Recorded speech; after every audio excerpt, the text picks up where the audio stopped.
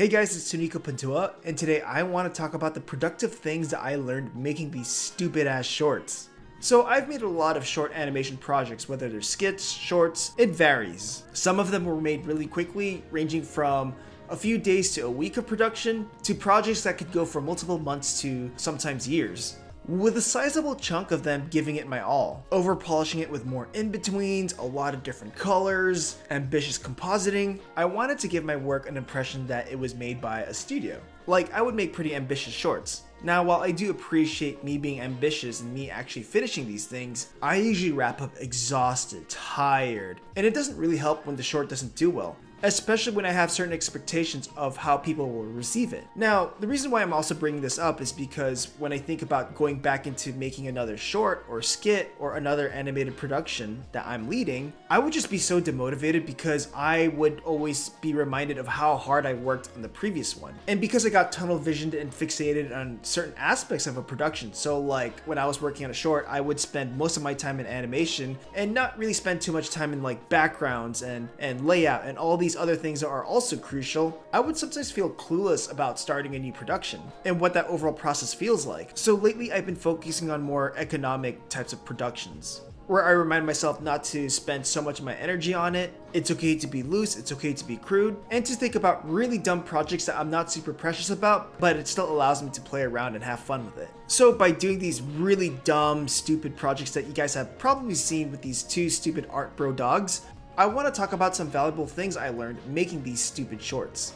So the great thing about these projects is because they were meant to be dumb and really stupid, it allowed me to be more experimental. It allowed me to play more and to not be so self-conscious about my own decisions. I think sometimes what holds anyone back from growing or experimenting is to have something that holds you back, to have this fear of not making a certain decision because there's a fear that might lead to failure or a big mistake in the project. Like, let's talk about these stupid dog bros that I've been working on. The humor is kind of dumb and sometimes cringe. I have low standards for these projects, so if it turns out bad or it looks like jank, it's not a big deal for me. So I'm less fearful about the fate of the project. Not only will this allow me to experiment and play around more with my process, but it also allows me to just finish things, to train my anti-perfectionist muscle.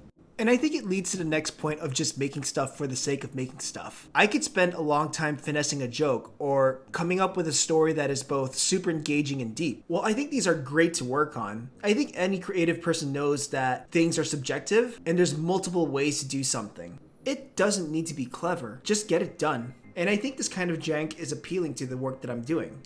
I think the big one that I want to point out is that it allowed me to see the scope of the project overall. Because these projects are short term and less energy, I could finish the animation process in a few days and I can move on to the next step and spend the same amount of time just thinking about the backgrounds rather than having to feel like I have to rush one step and then spend most of my time in one aspect of the production. And when I could see the scope of a production, like giving each step a breathing space, it would be easy to estimate the expectations of like how long something would take me or how much work I would need to spend on something. It allowed me to also look into prioritizing things that are important and putting less priority on things that I didn't feel were super important. It also gave me more time to experiment and play around, like trying a new technique or trying a feature in an animation program that I've never used, but after trying it, it's like, wow, I'm gonna use this a lot because it saved me a lot of time. And it makes it easier for me to communicate with clients, because if you've gotten requests from clients, most of these clients don't really understand the animation process, so you kind of have to teach them what that is. And when I have a clear understanding of the process or the production,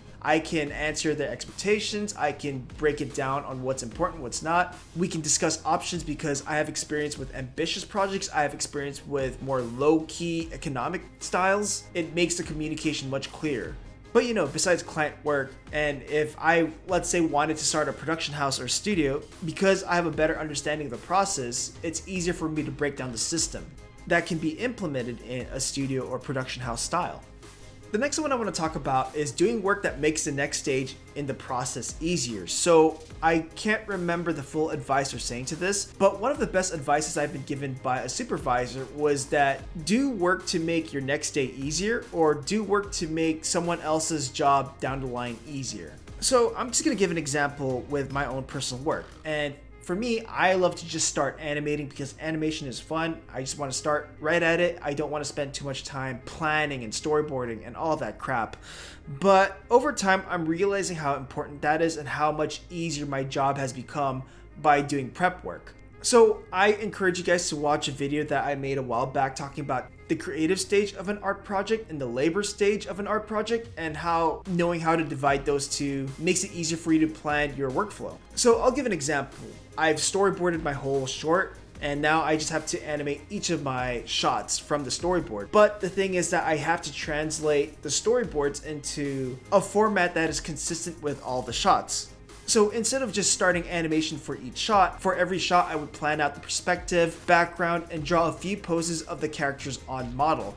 So I'm just doing a basic layout stage for each shot. So when I go back to those shots, I can start animating with the perspective, with the poses planned out, and the staging set. So it just makes the process smoother. Instead of me trying to figure out how the characters move while trying to figure out the foundation of the shot, all at the same time. And I think that's why I got burned out faster. I wanted to use these stupid shorts to be less precious about the animation and to also think about economic animation techniques. I'm ambitious when it comes to animating.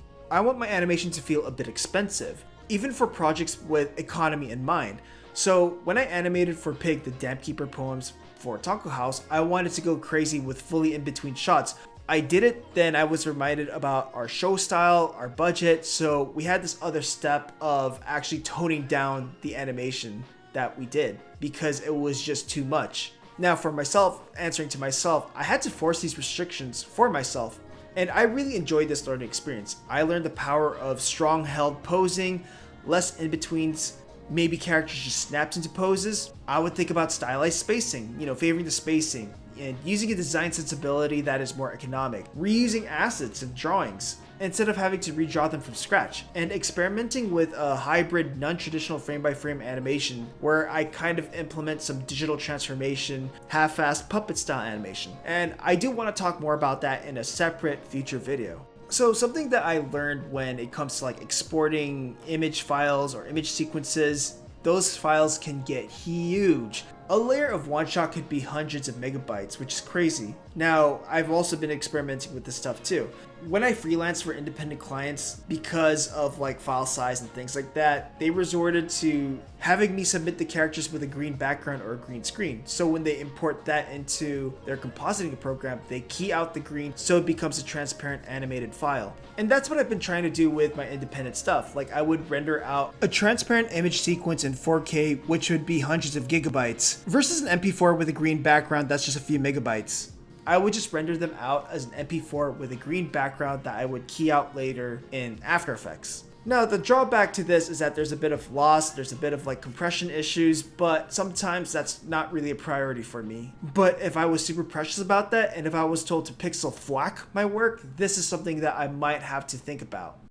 I think in return, it made me less precious of what kind of project I was working on. The ambitious projects that I worked on, I had big plans for them. I tried to be serious. I was just really precious about these ideas that I had. When I resorted to these small scale projects, I just wrote a list of really dumb scenarios that I thought would be funny, that didn't really have a punchline, that didn't really have a deep story or a deeper meaning to it. It was just a moment. And that allowed me to be less insecure about what I was doing. It just allowed me to be more playful. It allowed me to be more bold and brave.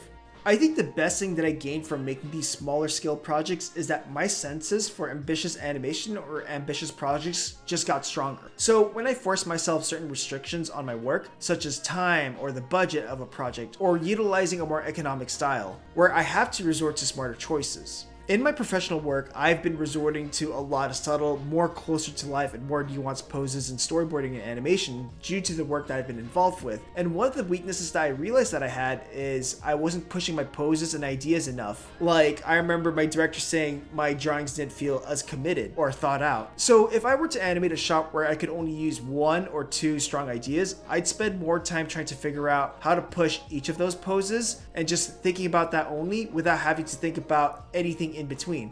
Now, because I was working on serious projects at the time, I was making really dumb, unhinged, humorous, and crude projects that allowed me to push ideas to make it even way more unhinged or funnier or weird. And that tapped into a whole mindset that I didn't really know that I had. So when I go back into more ambitious animation where I have to, let's say, add more in-betweens or flesh out the drawings more or add more color, whatever that is, the things I gain from like that economic style or the limitation would allow me to think of stronger ways with less work.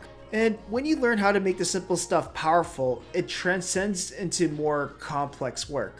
So these are some of the beneficial things that I've learned so far making these small scale projects. And I enjoy this part of animation, so I'm going to stick to it more than ever. I really encourage you guys to give yourself small scale projects for yourself to finish. Like, let's say if you only had like 4 hours a day to work on a project, which is quite a lot, especially if you have a full-time job, and see what you can do within like a week. You can learn so much out of it. Because someone like me, I love animation, I love the medium, and I want to do it for a long time. But I don't want to do it in a way where I'm always just blowing my wad. And I do want to become more independent, I do want to work on my own stuff, and I do want to be able to do it for a long time, where I can actually finish more things and be at peace with them than spending an eternity on one project. I think that's all I have to say for now. Okay, bye. Interested in learning hand-drawn animation or learning how to finish an animated shot from beginning to end? Have a look at the store where you'll find the complete Introduction to 2D Animation video course, tutorials, and other resources.